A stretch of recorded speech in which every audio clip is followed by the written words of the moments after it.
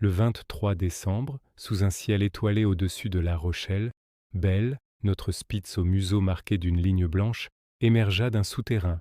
Au loin, deux silhouettes familières brillaient dans la nuit, la tour de la Chaîne et la tour Saint-Nicolas. Ces deux gardiennes du vieux port, ces sœurs de pierre, se faisaient face depuis des siècles.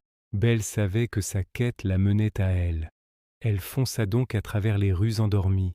De retour à la tour, elle retrouva Henri, affairé à installer des guirlandes lumineuses pour Noël. En la voyant, son visage s'illumina. « Belle, tu es revenue !» Sans perdre un instant, Belle se mit à japper et à mimer, désignant les deux tours du port. Henri, attentif, comprit son agitation. Les tours jumelles. Bien sûr, c'est là que tout allait se jouer. Pour préparer leur plan, Henri et Belle grimpèrent au sommet de la tour Saint-Nicolas. Henri sortit une paire de jumelles pour observer la tour de la Chaîne juste en face. Curieuse, Belle passa sa tête pour regarder aussi. Entre les deux monuments, le passage du port, actuellement inondé. Henri soupira. À marée haute, impossible de traverser. Il fallait trouver une autre solution. De retour à l'abri, Henri consulta une table des marées.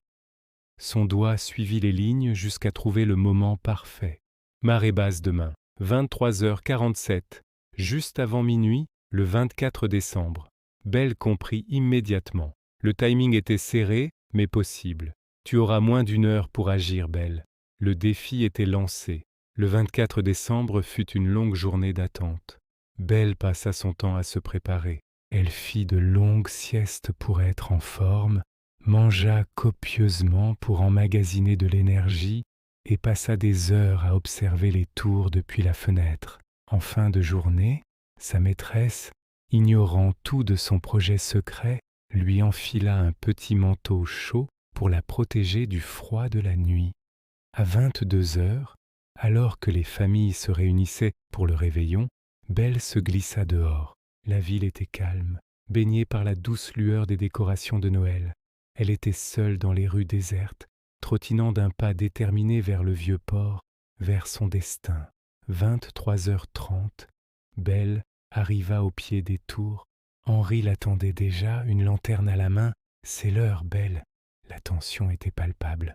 Lentement, majestueusement, l'eau commençait à se retirer entre les deux géants de pierre. « Regarde, ça commence !» murmura Henri.